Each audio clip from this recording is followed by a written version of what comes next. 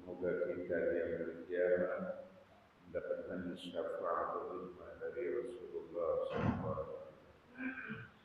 Bapak Ibu hadirin hadirat jamaah yang saya hormati, kita sudah berada di bulan Zulqa'dah. Ya, Zulqa'dah yang berikutnya Zulqa'dah, ada yang berikutnya Zulqa'dah. Kalau orang-orang tua kita dulu bulan akhir, ya, akhir haji Muharram Maulud, Maulud, Jawa dan akhir Rajab. Orang tua kita dulu, ya. Jamaah sekalian, dijelaskan dalam sebuah hadis bahwa memang ada 4 bulan yang diistimewakan, yang dimuliakan oleh Allah Subhanahu wa taala.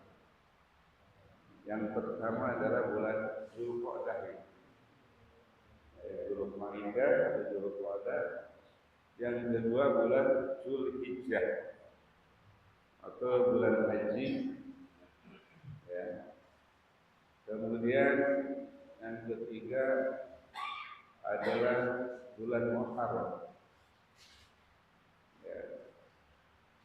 Kemudian yang keempat adalah bulan di mana Rasulullah SAW di Isra Mi'raj, jadi bulan Rajab. Jadi Rajab, kemudian Muharram, Zulqa'dah dan Zulhijjah.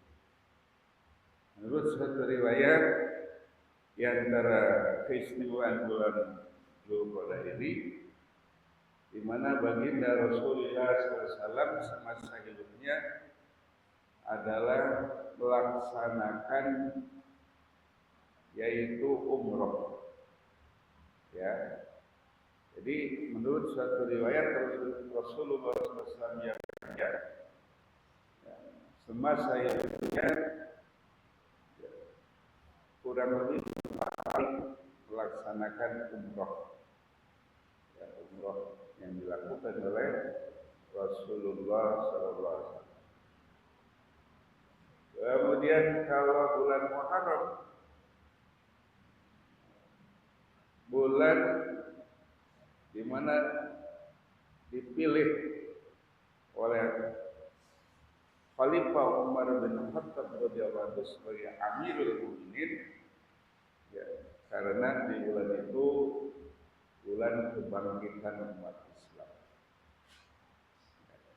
Makanya di dalam kalender Islam tahun baru Islam itu dimulai dari bulan Muharram, karena terjadinya yaitu hijrah Rasulullah SAW dan para sahabatnya di bulan Muharram.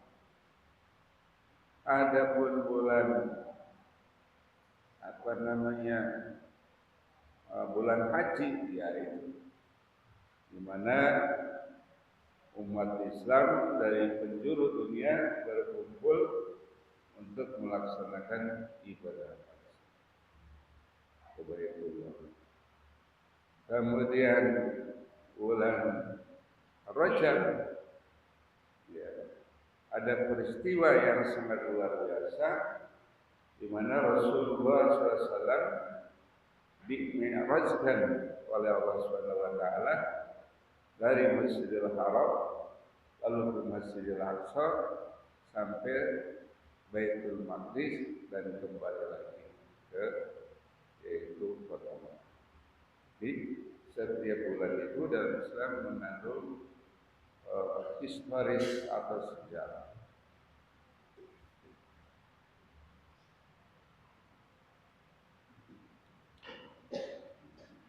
Bismillahirrahmanirrahim.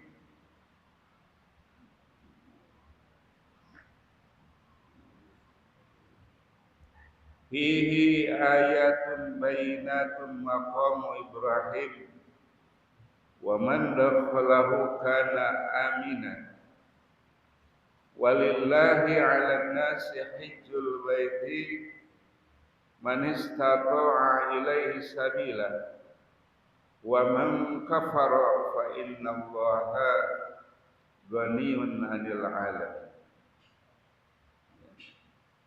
Jamaah sekalian, dalam ayat ini Allah Subhanahu wa taala menjelaskan bahwa manusia atau kita ya, sebagai muslim dan muslimah punya kewajiban untuk melaksanakan ibadah haji dengan catatan manistata'a ilaihi sabila, punya kemampuan, punya kekuatan. Pertama, punya kemampuan dan kekuatan secara fisik, badan kita sehat. Yang kedua, punya kemampuan secara finansial, punya bekal, punya duit. Kemudian juga di kota Mekah dalam keadaan kondusif dan tidak dalam keadaan peperangan. Kemudian juga adalah kalau ada transportasi atau kendaraan ya, seperti ya pesawat, ya kapal laut begitu. Nah, kalau persyaratan tadi ada, maka sebagai muslim dan muslimah berkewajiban untuk melaksanakan ibadah haji. Dan ibadah haji ini wajibnya ya 1 kali hidup. Sekali lagi, ibadah haji itu wajibnya cuma 1 kali saja. Adapun yang kedua, ketiga dan seterusnya itu tidak wajib, maka kategorinya sunnah. Begitu. Kayak di sini dijelaskan oleh Allah Subhanahu wa taala, walillahi 'alan nasi hajjul baiti, kewajiban manusia kepada Allah hajjul baiti, melaksanakan ibadah haji ke Baitul. Man istata'a ilaihi sabila, bagi orang yang memiliki kemampuan untuk datang ke sana, yakni ke Baitullah.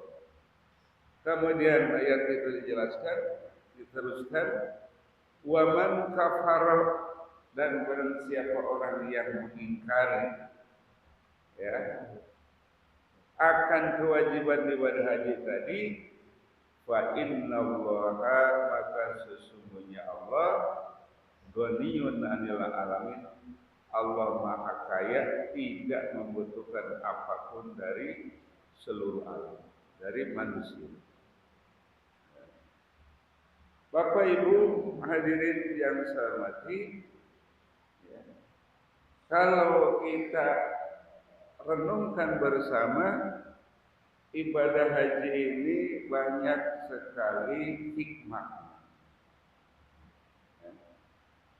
Di antaranya ibadah haji itu, orang yang mau pergi ibadah haji kan biasanya ada walimah, yang disebut apa namanya? Walimatus sofar, ya, itu walimah untuk berangkat, safaritannya berangkat. Biasanya tradisi kita, orang mau pergi haji itu ya minta maaf minta doa dan minta maaf kepada saudara-saudara kita, keluarga kita, jamaah musola masjid yang ada di lingkungan. Nah, kalau dianalogikan itu sama dengan orang yang mau meninggal dunia. Kata-katanya itu seperti orang mau meninggal dunia. Dan kita kalau bisa sebelum meninggal dunia itu minta maaf dulu sama orang. Kita biasanya tradisinya itu di bulan Syawal. Setelah puasa minta maaf. Ya. Nah, keberangkatan haji ini sama dengan keberangkatan orang meninggal dunia. Apa? Tadi dia akan meninggalkan anak waktu masih kecil, kalau memang dia jatuh untuk melaksanakan ibadah haji, dia tinggalkan anaknya dibawa waktu kecil. Meninggalkan saudara-saudaranya, orang tuanya, teman-temannya, ya. Nah itu ditinggalkan. Itu sama dengan orang yang meninggal dunia. Makanya orang berangkat haji itu tadi kita doakan supaya bisa melaksanakan manasikul haji dengan baik, diberikan kesehatan, kemudian bisa kembali ke tanah air dengan menjadi haji yang makbul, haji yang mabrur, haji yang diterima oleh Allah Subhanahu wa taala.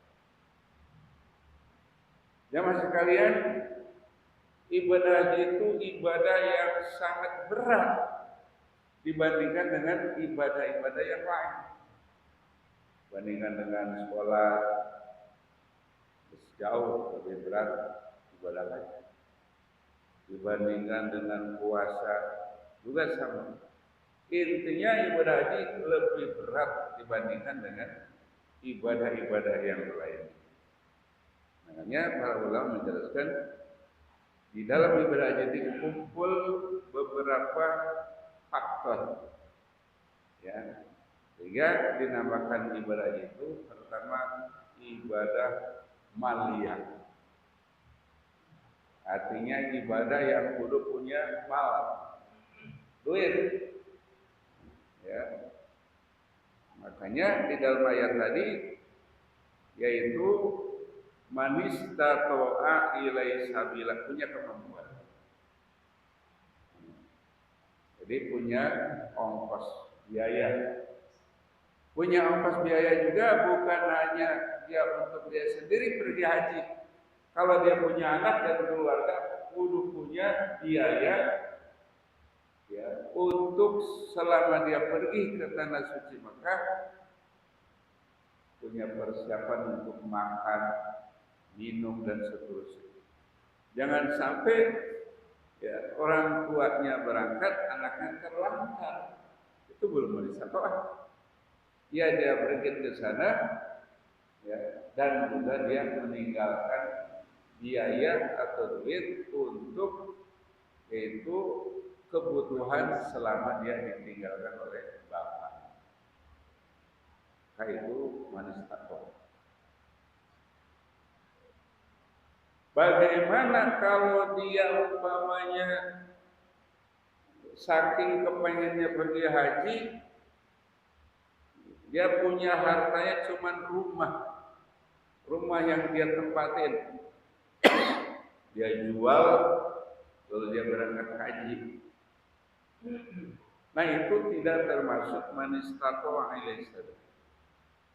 Ya, kenapa? Karena rumah adalah kebutuhan primer, kebutuhan pokok.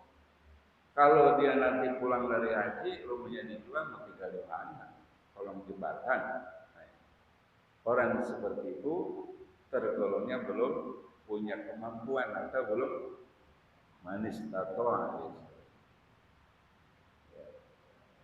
Baik. Kemudian ketika melaksanakan ibadah haji, para jamaah haji nanti ya memakai pakaian ihram, pakai pakaiannya putih-putih dan tidak berjahit, itu melambangkan kalau kita meninggal dunia cuma itu yang dipakai ini. Ya. Orang meninggal dunia hanya memakai kain kafan yang putih, melambang. Walaupun status sosialnya tinggi, dia pejabat, dia Pak Lurah, Pak Camat, Pak Gubernur, Pak Presiden, sama. Ya.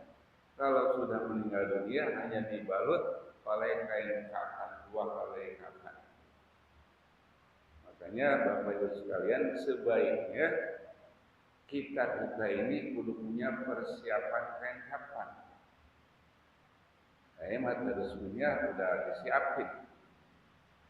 Ya, yang saya dulu pergi umroh, ya siapkan. Ya, saya bilang di saya, kalau nanti saya meninggal dunia, tolong kain kafannya ini disiapkan.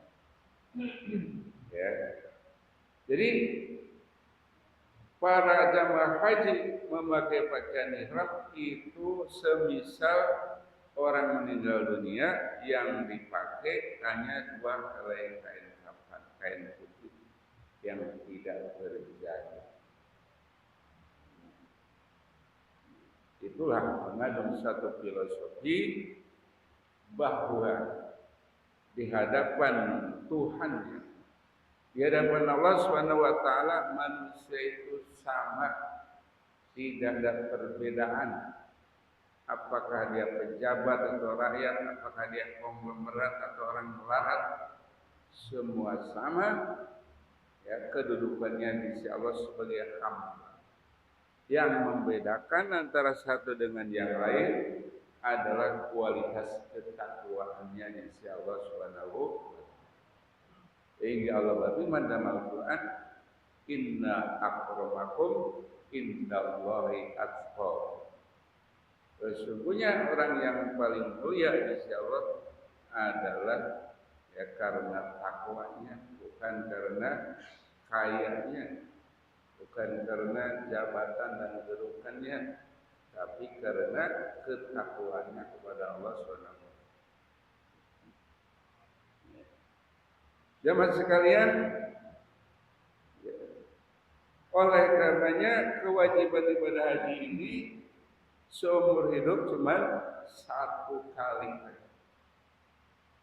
Makanya kalau menurut saya, ya orang yang punya kemampuan secara biaya, menurut saya ya, daripada dia pergi haji berkali-kali, lebih baik ya, kalau dia punya dana ditransferkan atau digunakan yang lain saja. Kalau di lingkungannya ada musola yang sudah rusak, maka dipergunakan untuk musola. Ya, kalau ada pondok pesantren, majelis taklim yang sudah rusak, maka alangkah baiknya dana buat pergi haji adalah digunakan untuk kepentingan.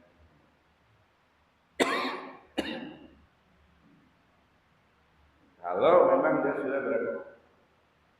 Karena ada satu kisah nyata. Ada orang mau pergi haji. Padahal hajinya haji yang pertama dia mau pergi haji. Kemudian ya, ada orang yang mungut bangkai. Jadi ada orang mau pergi haji, ngelihat ada orang di tempat sampah ngambil bangkai ayam. Begitu itu bangkai ayam, ya bulu ayamnya diduduki, dibersihin, kemudian dia masak sebagaimana layaknya ayam yang boleh dimakan, bukan ayam tiren. Kalau ayam tiren apa? Ayam mati kemarin ya. Itu ada ayam tiren, ayam mati kemarin. Jadi singkat cerita itu ada orang tadi mau pergi haji, melihat tetangganya mungut ayam di sampahan, ayam bangkai begitu, sampai dibersihkan, kemudian dimasak. Begitu dimasak, ya udah matang lah, tinggal makan. Orang tadi datang, nanti dia datang. Begitu ditanya, dia datang, assalamualaikum warahmatullahi wabarakatuh. Kata itu orang, Bu, boleh nggak saya minta daging ayam yang ibu masak? Oh, bingung tuh si ibu. Akhirnya dengan terpaksa dia jawab begini, Pak, bagi saya mah boleh-boleh saja ini makan ayam. Ayam ini yang saya masak. Bagi bapak mah orang kaya haram, Pak. Loh, kok bisa begitu? Bagi bapak mah haram. Kenapa? Bapak mah banyak duitnya, bisa beli ayam yang dipotong secara syar'i. Saya mah ini karena 2 hari nggak makan-makan, ya anak saya kelaparan. Dengan terpaksa saya ada bangkai ayam, saya ambil, saya dudukin tuh, saya masak, ya makan-makanlah anak saya. Karena dalam kaidah usul fiqh, ad-daruratu tubihul mahdzur. Dalam keadaan darurat yang tidak boleh menjadi boleh. Contoh, ada orang mendaki gunung, ya, dia kehabisan bekal, makanan habis, minuman habis. Kemudian di hutan ada babi, babi kan haram, betul ya? Bu, betul nggak babi haram? Haram bagi umat Islam. Tetapi karena tidak ada alternatif lain, tidak ada makanan lain, babi yang haram tadi boleh dimakan dalam keadaan darurat, tidak ada makanan lain. Nah, kalau tidak makan babi, bisa kelaparan, bisa mati. Dalam kondisi seperti itu, namanya darurat, maka boleh ya mengkonsumsi babi. Itulah ajaran itu elastis. Tapi dalam keadaan tidak darurat, haram banget kita mengkonsumsi ayam yang sudah mati, ayam tiren atau babi, ya itu.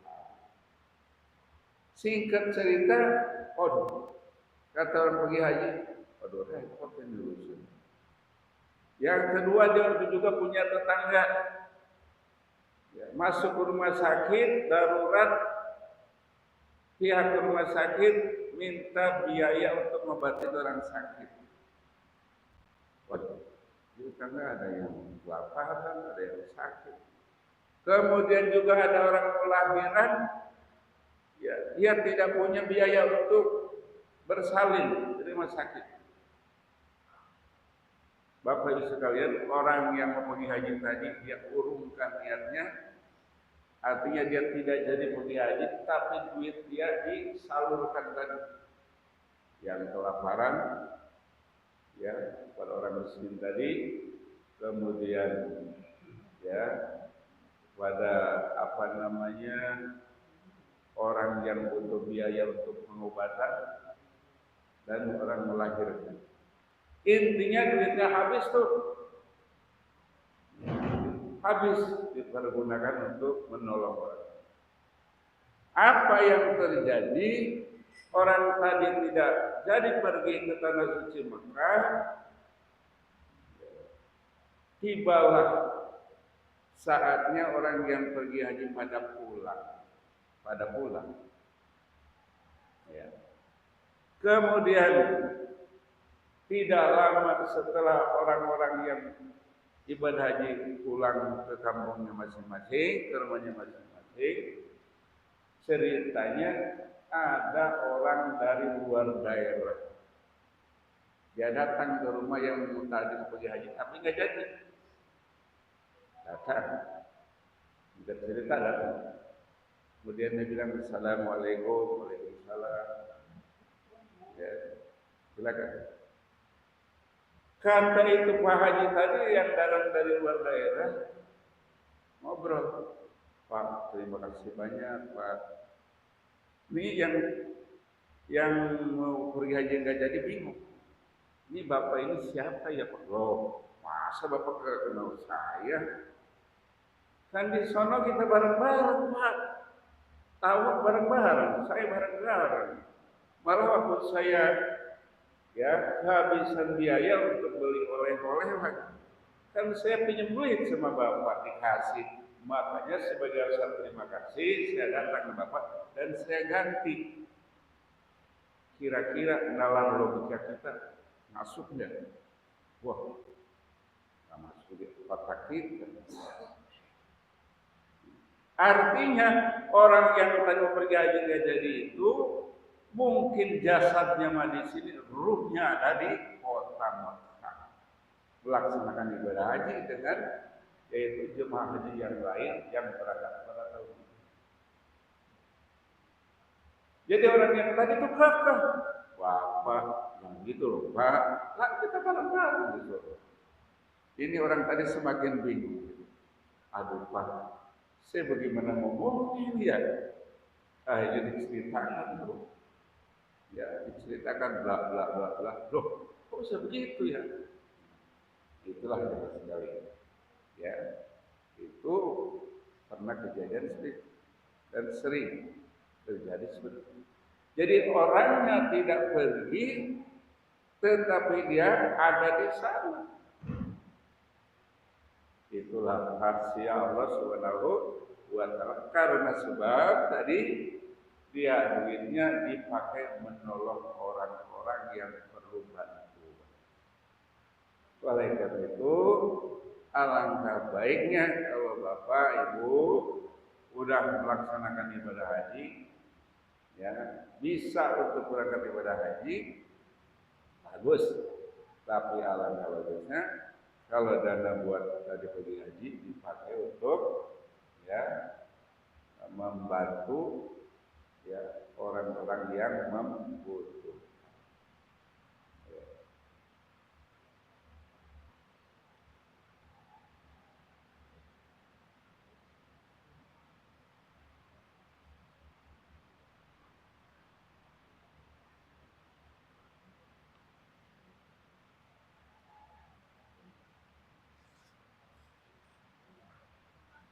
Kemudian ada kisah lagi begini jemaah sekalian. Ya, singkat-singkat aja. Ada orang pergi haji, dia juga tidak jadi berangkat haji, duit dia tadi disalurkan kepada hal-hal yang positif. Ya, bisa tadi pondok pesantren, musola dan seterusnya. Intinya orang tadi tidak pergi haji. Begitu dia sampai ke kampung halamannya, persis seperti tadi. Ada orang yang datang, ya, dia apa namanya, intinya enggak jadi lah pergi haji enggak jadi. Tetapi ada orang bawa foto dia, orang bawa foto. Ketika dia umroh, ya, ketika dia apa namanya wukuf di padang Arafah, ketika dia juga ada melakukan sa'i, difotoin di fotonya sekarang lagi aneh kan ya, orang foto. Itu hebatnya orang yang nggak pergi haji tadi, ini foto aja. Ya, nah itu seperti itu. Nah ini merupakan satu keajaiban keistimewaan daripada Allah Subhanahu wa Ta'ala.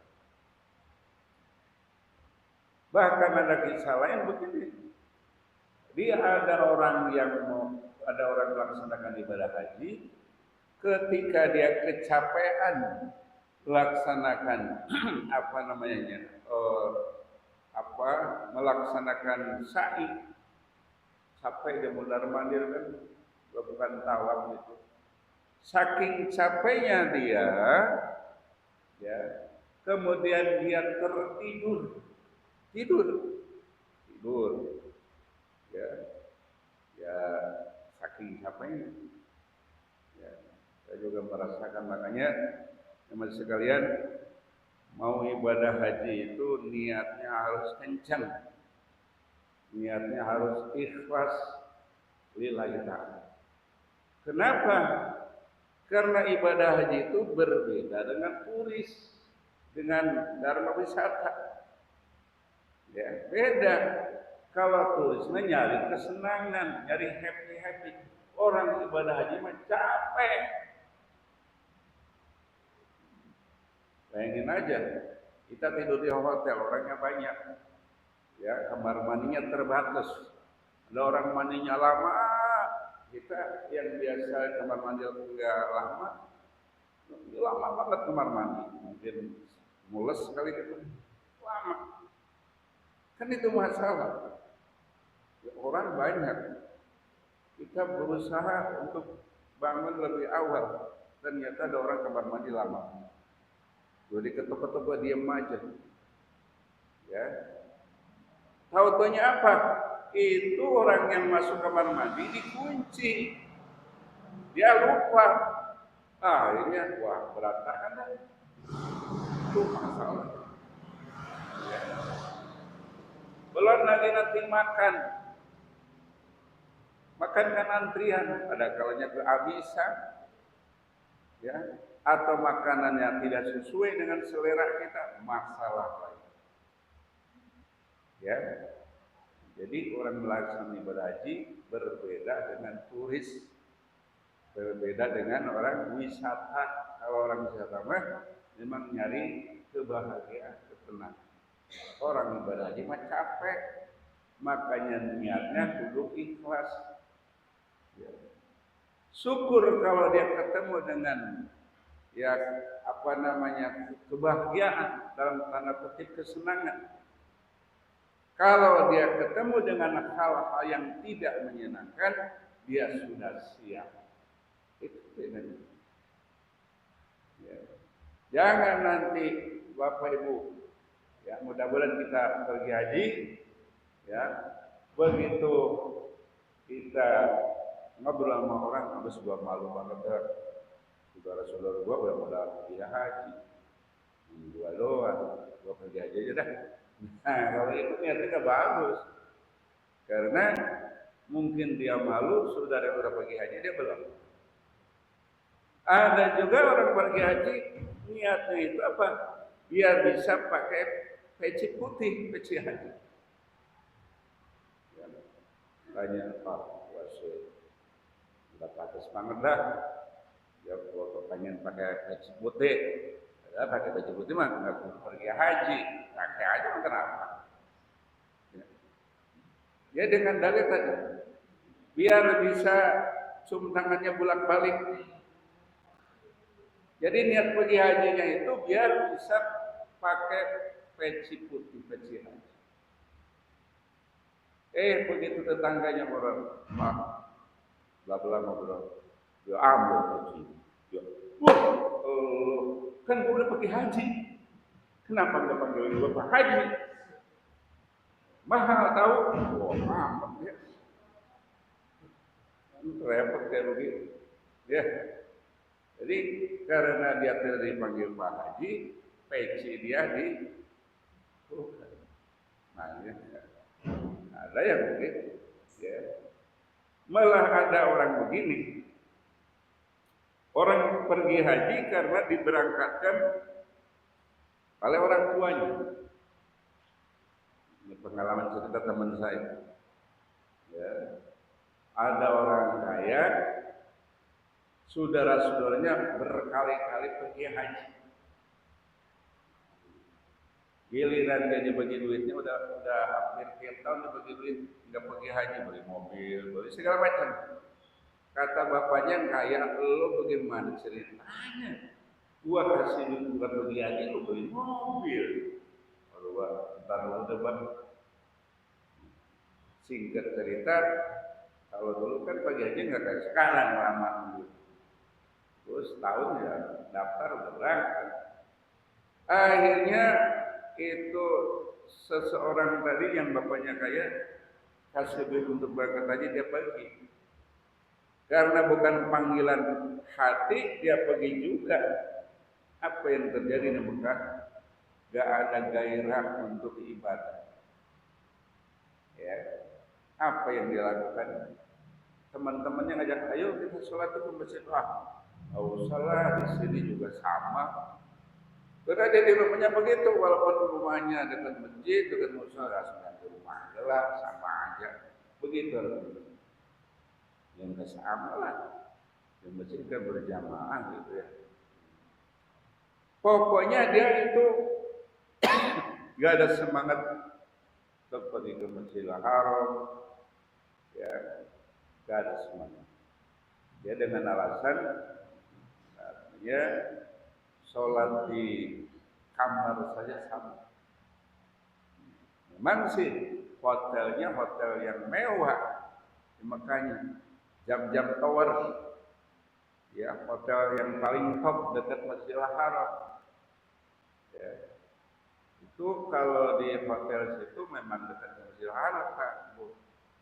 Ya, artinya kalau kita di lantai umumnya 3 sampai ke atas itu Masjidil Haram kelihatan bawah. Dia nggak mau diajak sama teman-teman. Katanya sama saja. Padahal sholat di Masjidil Haram itu sangat istimewa. 2 rakaat di Masjidil Haram itu 200.000 kali sholat kalau di masjid lain. Sholatnya kita di Masjidil Haram 2 rakaat sholat subuh, bandingannya 200.000 kali sholat di musola kita dulu. 200.000 kali berapa tahun tuh? Ya. Makanya orang yang pergi haji itu kalau udah di sana kudunya haji mumpung di sana, ya, mumpung di sana habis-habisin. Dalam arti semangat ibadah harus luar biasa. Ya, kalau timbang pilek dikit, ya, pusing dikit, ya, berangkatlah insya Allah sembuh. Ya, minum air jam-jam, insya Allah sembuh. Begitu. Ya. Nah kembali orang yang tadi itu pokoknya sampai ya selesai orang ibadah haji, ya baru dia buka suara. Saya mah sebetulnya berangkat haji malu saja sama bapak saya. Disuruh pergi haji enggak katanya. Ya, oh pantes. Nah kira-kira begitu. Makanya pergi haji itu seharusnya adalah panggilan hati, panggilan jiwa. Makanya ibadah haji itu dalam urutan rukun Islam berada di posisi paling akhir. Ya kan? Syahadat, sholat, zakat, puasa haji. Dan Abdullah.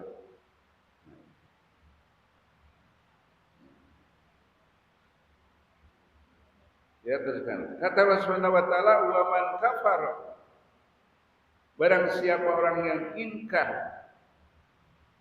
ya bisa juga diartikannya orang yang menyepelekan terhadap kewajiban haji, maka sesungguhnya Allah tidak butuh sesuatu pun dari manusia.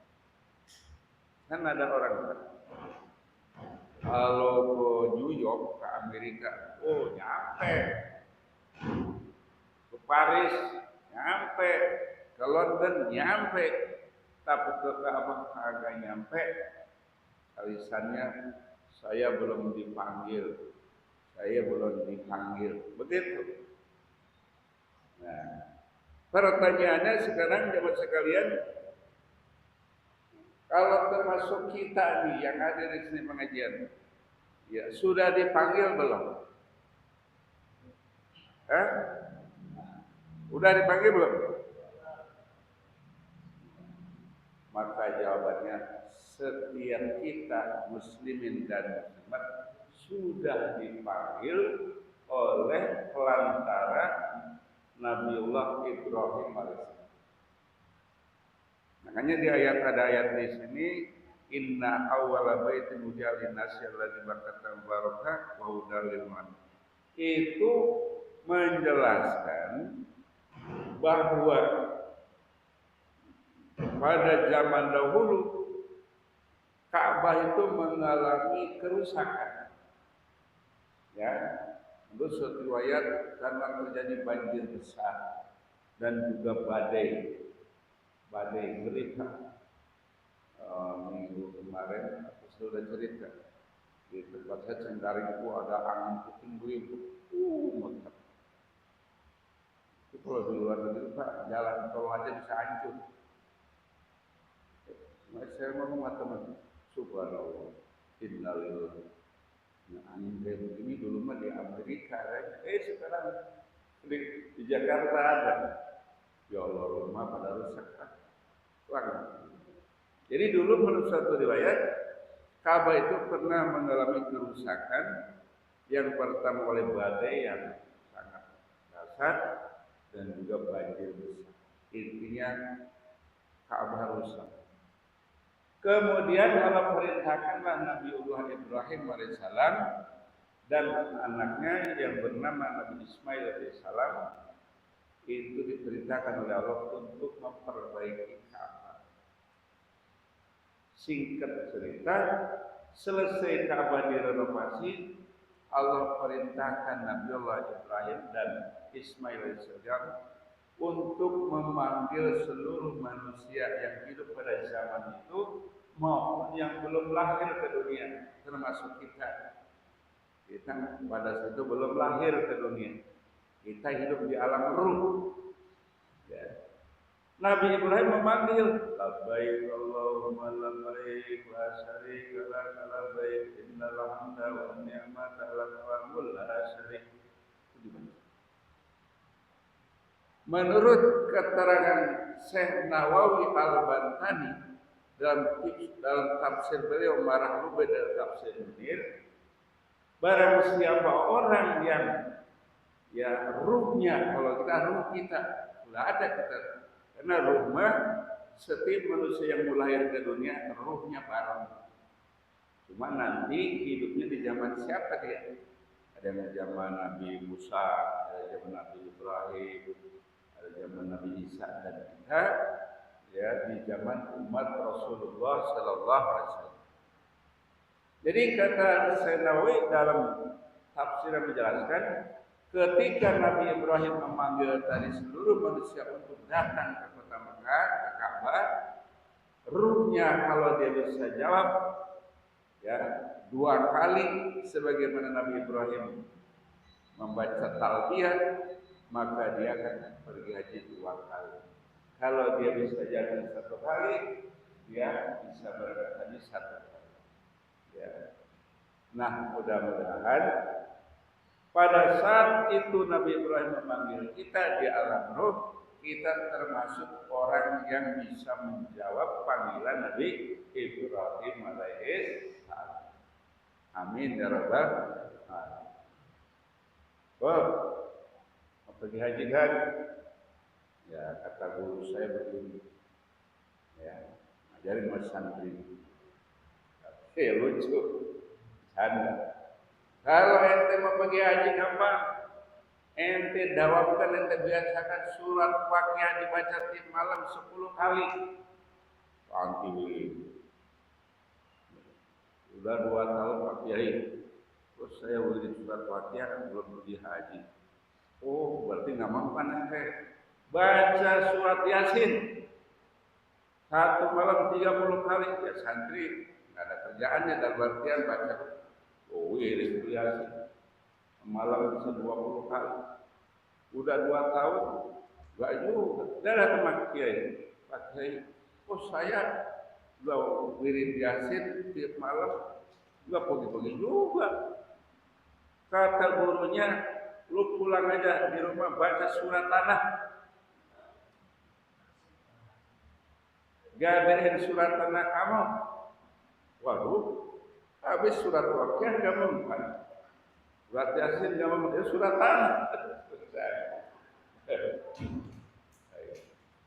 Makanya kata para ulama, orang pergi haji itu ada 3 cara. Termasuk jelaskan. Pertama, ala sabilin nisab, sabilin nasab, sabilin nasab. Ada jalan atau caranya nasab keturunan, ada caranya itu nisab, ada caranya nasab. Orang ala sabilin nasab keturunan orang kaya. Tadi bapaknya kaya, mertuanya kaya, ya. Karena bapaknya dapat gusuran duitnya banyak, umpamanya karena jadi jual mahal, maka keluarganya pada diberangkatkan haji. Mantunya, anaknya, diberangkatkan, diberangkatkan oleh engkongnya, mbahnya. Nah, itu namanya ala sabilin nasab. Keturunan orang kaya bisa pergi haji, diberangkatkan oleh engkongnya. Kemudian ala sabilin nasib, faktor keberuntungan. Ya, seperti saya kisahkan, ada maaf bukan merendahkan profesi orang. Ada tukang urut punya langganan orang kaya. Setiap 1 minggu minimal 2 kali urut orang kaya. Pada suatu ketika orang kaya tadi mau pergi haji, dia kebingungan ngomong sama bininya, "Mak, kalau aku pergi haji di sana, siapa yang ngurutin aku? Mau orang Arab, mana mau orang Arab?" Kata bininya cerdas, "Bang, susah-susah amat. Abang mau pergi haji, ajak aja dia, bukan urut apa." Oh iya juga. Akhirnya tukang urut tadi ketika giliran urut ditanya, kata itu orang kaya, lu mau berangkat haji enggak? Ya Pak Haji, mimpi kali Pak Haji, dari mana saya duitnya? Jangan buat pergi haji, buat berberat saja saya susah, maaf. Kata itu orang kaya, gua mau tanya, lu mau pergi haji enggak? Ya mau haji. Kalau mau pergi haji dulu besok kotok. Emang buat apa? Gua bayarin, dibayarin. Jadi tukang urut tadi dibayarin oleh orang kaya langganan dia mau pergi haji. Itu namanya ala sabilin nasib, nasibnya untung. Kemudian yang ketiga ala sabilin nisab. Ya, contohnya apa dia pedagang, apa dia pegawai, apa dia ASN, PNS, habis gajian, habis dagang, nabung terus. Dalam sekian lama, duit terkumpul cukup untuk berangkat haji. Dia bisa berangkat haji karena dia nabung sedikit-sedikit. Dia bisa berangkat, maka orang seperti itu namanya ala sabilin nisab. Ada ya. Saya pernah lihat di medsos, ya, ada orang pergi haji, padahal dia cuma tukang pemulung gitu, ya, pemulung bekas aqua dikumpulin, biar aku biar bisa berangkat. Jadi ternyata orang bisa pergi itu banyak cara. Makanya kita berdoa kepada Allah, yang mudah-mudahan seumur hidup kita minimal 1 kali bisa berangkat haji. Pak Ustaz, udah seusia begini, ya jangan buat pergi haji. Pokoknya tipis lah.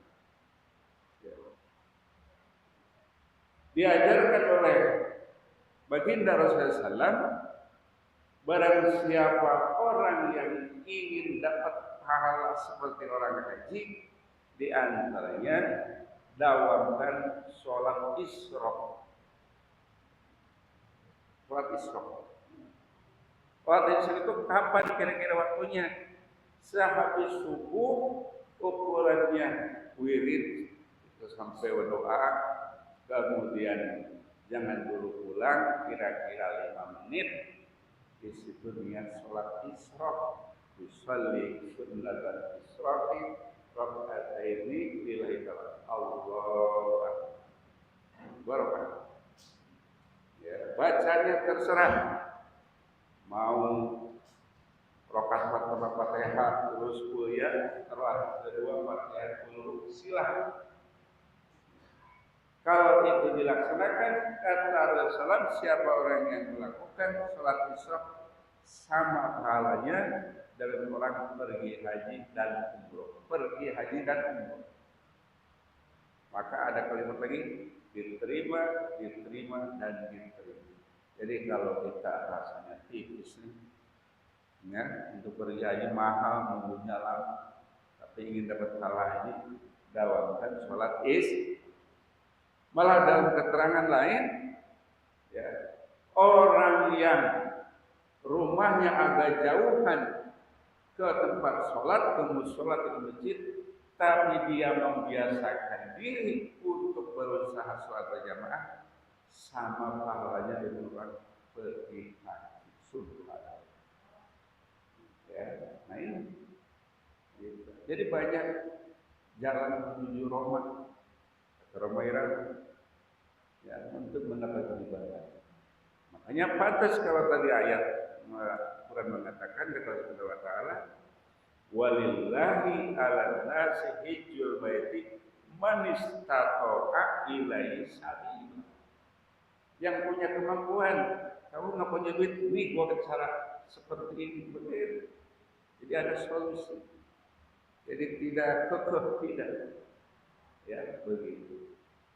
Oleh karenanya Bapak Ibu sekalian, pada intinya walaupun kita tidak punya kemampuan secara finansial atau kita fisik yang tidak mengizinkan, kita jangan berputus asa.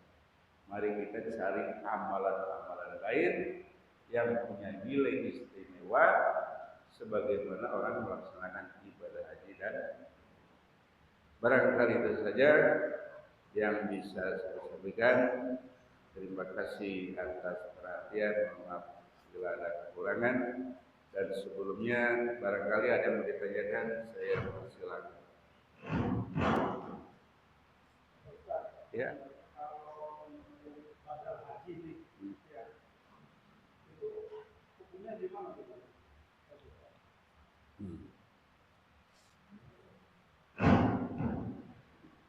Baik. Badal haji itu boleh. Cuma dengan catatan, ya, kalau kita mau badal itu artinya mengganti. Badal itu artinya mengganti. Kalau kita mau badalin haji emak kita atau orang tua kita, syaratnya kitanya sudah berangkat haji. Syaratnya kita sudah pergi haji. Tapi kalau kita belum pergi haji, belum punya kewajiban untuk menghajikan, membadalin haji orang tua. Jadi syaratnya harus kita sudah pergi. Ini syaratnya. Kalau misalkan anak-anaknya patungan begini, ada yang berangkat, ada yang belum. Nah, ya. Jamaah sekalian, ya, tadi keterangannya manis tato alai sabila. Ya. Artinya orang yang kategorinya sudah mampu tadi, seperti yang saya tadi ceritakan banyak hal, ada yang nabung dan lain sebagainya, itu sebetulnya.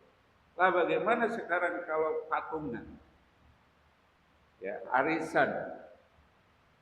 Ada sebagian pendapat para ulama ada satu kekhawatiran. Khawatirnya memang kita ada jaminan bahwa umur kita masih panjang.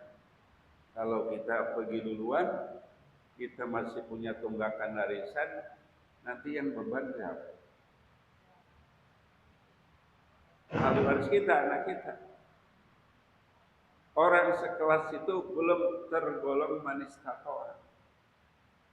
Karena dia walaupun ditalangin, kecuali dia memang terakhir.